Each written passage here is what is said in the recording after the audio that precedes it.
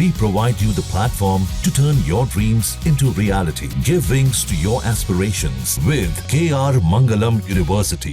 नमस्कार, news nation digital के हमारे इस खास एपिसोड खबरें दुनिया की में आपका स्वागत है। मैं हूं Sumit Kumar Dubey. This video is को powered by KR Mangalam university. Pahalgam आतंकवादी हमले में जो लोग मारे गए उसके बाद अब पूरी दुनिया की निगाहें इस बात पर टिकी हैं कि भारत इस हमले का बदला पाकिस्तान से कैसे लेगा।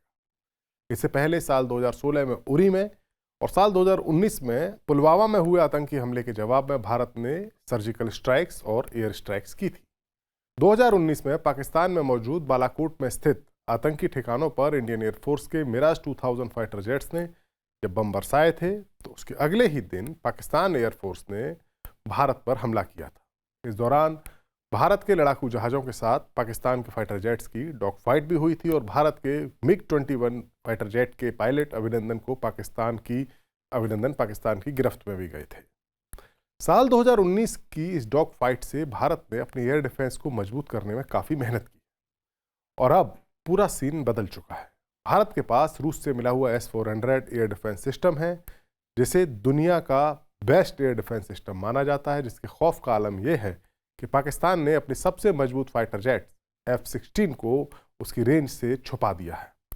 दरअसल पाकिस्तान को भी पता है कि भारत की ओर से एक्शन होना तय है।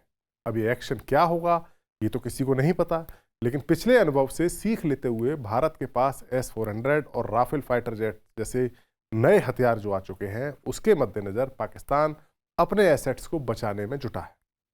अब खबर यह है कि पाकिस्तान ने F-16 लड़ाकू विमानों को ग्वादर में छुपा दिया है।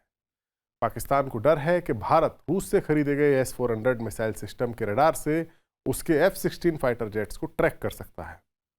पाकिस्तान को यह भी डर है कि अगर उसने F-16 फाइटर जेट्स का इस्तेमाल भारत के खिलाफ किया तो इससे अमेरिका भी नाराज हो सकता है। अमेरिका ने इन विमानों को सिर्फ आतंकवाद रोधी मिशन के लिए यूज करने की शर्त पर ही पाकिस्तान को दिया था। ऐसे में पाकिस्तान ने भारत से लगी हुई अपनी सीमा पर JF-17 फाइटर जेट्स को तैनात किया है, जो चीन की मदद से बनाए गए।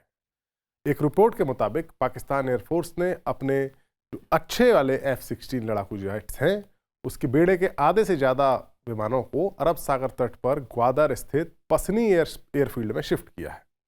इसका मेन रीजन ये है कि इन विमानों को वो भारत की S-400 मिसाइल सिस्टम की रेंज से दूर रखना चाहता है। ग्वादर के पास मौजूद ये पसनी एयरफील्ड पाकिस्तानी वायुसेना का सबसे मजबूत जो अड्डे हैं उनमें से एक है। ये भारत से काफ़ी दूर है। अरब सागर से नज़दीकी से सुरक्षा का एक और वातावरण अवेलेबल कराती है। यह पाकिस्तान को युद्ध की स्थिति में भारत के हवाई हमले का डर भी कम है।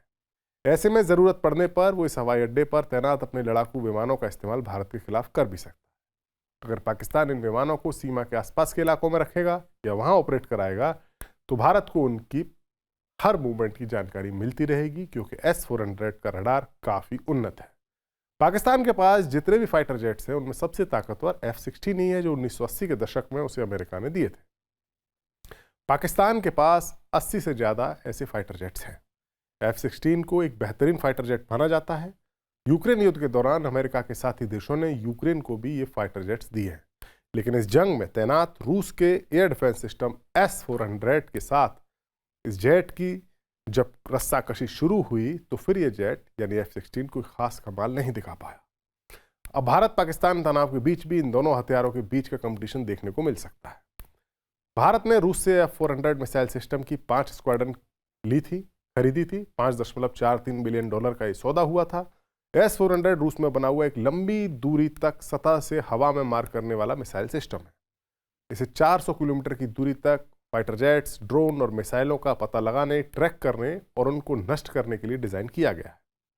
रूस का दावा है कि दुनिया का सबसे ताकतवर एयर डिफेंस सिस्टम है। यूक्रेन युद्ध में इसने अपनी काबिलियत साबित भी की है। S-400 अगर मौजूदा वक्त में देखा जाए तो रूस के अलावा बस 3 ही देशों के पास है, जिनमें टर्की, चाइना और भारत शामिल है। भारत ने चीन और पाकिस्तान के खतरे को देखते हुए 2018 में 5 एयर डिफेंस सिस्टम को खरीदने का करार किया था। हालांकि भारत को अभी तक 3 सिस्टम ही मिले हैं। रूस यूक्रेन युद्ध के चलते हुए 2 S-400 सिस्टम को मिलने में देरी हुई है। भारत ने S-400 मिसाइल सिस्टम की तैनाती कई जगहों पर की है। इसका आधिकारिक तौर पर खुलासा नहीं किया गया है, लेकिन ये माना जाता है कि वो देश के जो मेन रणनीतिक जगह है वहां पर उन्हें तैनात किया गया है। कुछ रिपोर्ट्स में दावा किया गया है कि भारत ने चाइना और पाकिस्तान की सीमा के आसपास इन सिस्टम्स को तैनात किया है।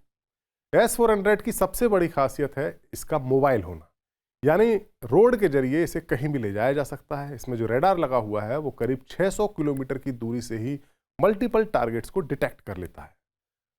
कमांड मिलने पर 5 से 10 मिनट में ही ये ऑपरेशन के लिए रेडी हो जाता है। S-400 की एक यूनिट के साथ एक यूनिट 160 ऑब्जेक्ट्स को ट्रैक कर सकती है। एक टारगेट के लिए 2 मिसाइलें लॉन्च की जा सकती है। इसकी रेंज 400 किलोमीटर तक है, यानी ये 400 किलोमीटर की दूर से ही अपने टारगेट को डिटेक्ट करने के बाद काउंटर अटैक कर सकता है।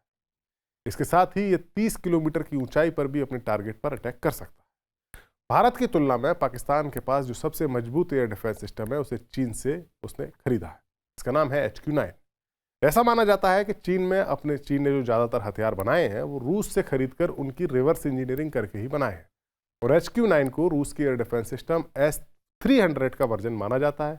ये सिस्टम कितना कारगर है, इसकी मिसाइल उस वक्त समझ में आ गई थी या इसकी पोल उस वक्त खुल गई थी। भारत के सामने ये सिस्टम कितना कारगर है, इसकी कलई उस वक्त खुली थी जब भारत की एक ब्रह्मोस मिसाइल टेस्टिंग के दौरान गलती से फायर हो गई थी। 9 मार्च 2022 को पाकिस्तान के खानेवाला जिले के कस्बे मियां चन्नू में ये मिसाइल गिरी थी।